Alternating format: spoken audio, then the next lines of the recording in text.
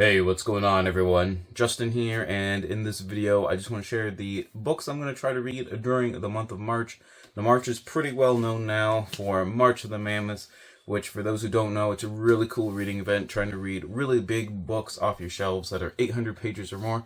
I'll leave a link to Jason's announcement video down below, as well as my video kind of just rambling about the possibilities that I was just throwing out there that I might pick. And the one that I have selected that I definitely will finish during the month of March. Towards the end of the video, too, I'll add another one that I'm going to at least start. Probably won't be able to finish both of them, but we got Silent Spring Revolution, John F. Kennedy, Rachel Carson, Lyndon Johnson, Richard Nixon, and The Great Environmental Awakening by Douglas Brinkley. Now, this is my first book by this author, but he's got a whole bunch of books on different themes, kind of on Americana and land usage and environmental topics in the United States, as well as like profiles of different American figures, such as like Walter Cronkite, and things like that. But like I said, this is my first book by him, but he's got a pretty good reputation, so I'm hoping it turns out to be just really well done. I feel like this is going to be a good blend of my kind of like science itch that I'm like always like reading. I tried to read 4 science books last month for my Bio Blitz and everything. Got 3 of them done. I'll show you the next one that I'm going to finish as well during this month for the 4th one there, as well as history. So, you know, my science reading challenge, as well as the Historathon stuff. I'll leave links to all those Discords and everything down below as well.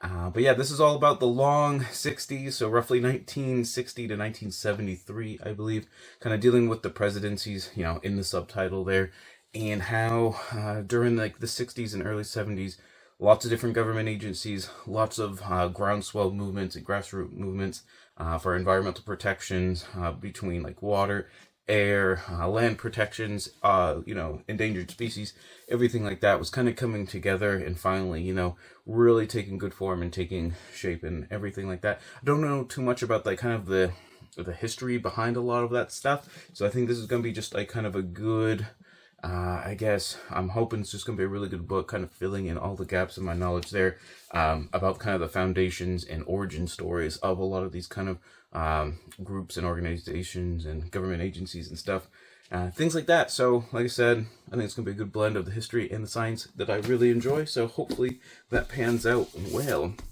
Next up is Desert Solitaire by Edward Abbey, A Season in the Wilderness, I believe is the subtitle, though this one doesn't seem to have it on the cover. I'm pretty sure. Yeah, A Season in the Wilderness. I was wondering, I was like, am I just making stuff up there? But this was the 4th title in my kind of Bio Blitz reading event that I was doing in February. Didn't quite finish. I almost finished all 4. I'm in the last, I'm at probably like 80% of the way through the book or something like that. And I want you guys to reach through the screen right now and smack me across the face for not reading this earlier. This is just like one of those ones where I totally screwed up and just didn't read it because I thought it was going to be like overhyped. Just like what I did with like Sand County Almanac by Aldo Leopold. It's just so good. I'll probably do a review on it because it's just fantastic. So Edward Abbey, not super, I wouldn't necessarily just call him a misanthrope and stuff. But he just, let's see, he was, you know, a park ranger in Arches National I think it was called Arches National Monument before it's National Park, and for a couple of seasons there. And this is kind of just his musings and philosophical ponderings on, you know, protecting the environment, why the desert, arid, barren landscape is so amazing and just awesome and stuff like that. But is the literary quality of this is so good. Like it reads just like it was like written yesterday. I don't know. It's just, yeah. So apparently you just read it. Like I'm doing a terrible job selling it, I feel like, but, yeah, I don't know. This is already definitely a contender for like the best book I'm going to probably read in 2024 or 2025. And yeah, I'm just kind of regretting I didn't read this earlier in my life. So there's that.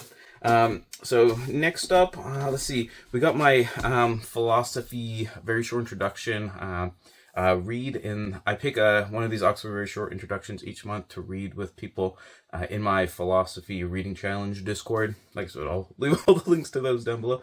And this month is Epicureanism by Catherine Wilson, and I just picked it because Epicurus and like true like ancient Greek Epicureanism I feel it's actually a really underrated and undervalued kind of philosophical school of thought. Where yes, pleasure is generally conceived as kind of like the greatest good in life and that kind of thing.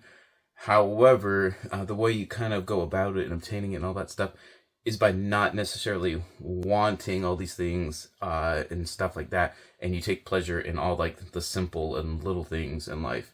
And so you're not like let down by like, greed and all that kind of stuff. But it's been turned on its head like over time. So I'm hoping this book kind of goes into that a little bit.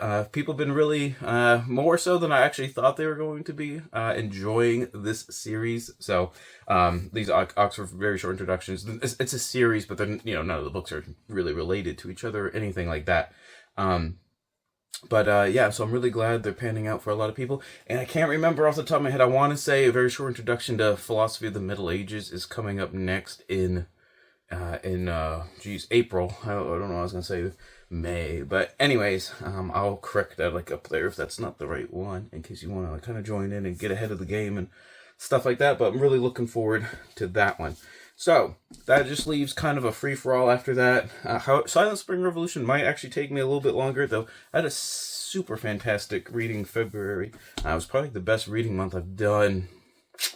And probably like a year or so. So hopefully I can kind of keep the momentum going. So here in February, I did finish Augustus by Anthony Everett as part of my joining in on the Roman Emperor reading challenge. I'd read a couple, but I was like, I figure I might as well go back to the beginning, go to the first Emperor and stuff. I thought it was okay, pretty middle of the road to be honest. I'll probably talk about a little bit more in my wrap up. So to kind of rectify that, I'm thinking about doing Adrian Goldsworthy's Augustus from Revolutionary to Emperor. I've read a couple other Adrian Goldsworthy books. The one on Roman Persia. I really enjoyed his Philip and Alexander one. And the one on the Punic Wars. What is that one even called? It's got two titles. Like I have it as The Fall of Carthage, but I also think it's also like got an edition just called like The Punic Wars or something like that. So he's definitely very solid. Like I don't think anything I've read has been below good. It was either like good or great. So I'm really hoping this one kind of complements the Anthony Everett one. So, like I said, I'm not 100% sure if I will get to... This will probably be like my last choice out of these ones. Just because I did just, read another book on Augustus. But I figure might as well read them together and just, reinforce everything I learned there. Next up, we have Land Power. Who Has It, Who Doesn't, and How That Determines the Fate of Societies by Michael Albertus. And Basic Books was kind enough to send me this book. I've been starting last year, early last year or towards the end of 2022. I've been starting to read a lot more books on societal problems and like kind of cultural and political issues and things like that. And I thought this one kind of like fit the bill pretty good as far as that stuff is concerned. So this is all, like I said, it's all about, the inequality of basically like land, not just in the United States, of land ownership, but around the world. And I think from just what I was like kind of flipping through and like looking up the book a little bit, he takes vignettes and stories from pretty much like several different countries all over the world, in different periods of time as well, kind of showing how, basically land ownership disparities cause a lot of problems and stuff like that. And I think kind of how to go about what maybe some potential solutions might be. Not 100% sure about that, but like I said, fits the bill as far as kind of like like kind of cultural issues that are kind of going on. So I'm kind of really looking forward to that. And then if I have any stamina left over after all that stuff, I do have Charles Taylor's A Secular Age as my next option for March of the Mammoths. I'll definitely be able to at least finish Silent Spring Revolution. Like I said, I'm not 100% sure if I'm gonna... I don't think I'd be able to finish this one, because this one is pretty meaty and dense from what I understand. It's all about, how over the last several generations, a couple centuries actually, if I had to guess, how secularism has kind of been built up and is like kind of its own... I don't want to say monolith, because it would definitely not be monolithic, but just kind of its own big structure and self-supporting framework now. Whereas before, you really didn't have, there wasn't really a big option to even like consider being secular. In many different countries, you know, you kind of get burned at the stake for that. So, like I said, it's just, I've said it in a couple previous videos. I think probably that March of the Mammoths one, if I had to guess. What I found intriguing is his argument. It doesn't rely on the scientific revolution and the rise of like Enlightenment thinking and reasoning and all that kind of stuff. Really was, I think it's like a minor point of his or something, but it's not really like the major thrust of the book. So I'm really interested to see what his arguments are for kind of the rise of secularism in the West and stuff like that. But yeah, this one's not gonna be one I'm just gonna be able to like just like, you know, zip through or anything like that. So definitely, like I said, just kind of a more weightier tone as far as like topical nature is concerned. I'm not sure about the actual prose and writing itself, but we will see. So there you have it. Those are the books that I want to read in the month of March. Let me know if you're participating in any reading events or March of the Mammoths. I'm always interested to see kind of what people are doing as well. Let me know what book you're most looking forward to reading in the next couple of weeks here in March. And always remember, whatever you end up reading, read victoriously.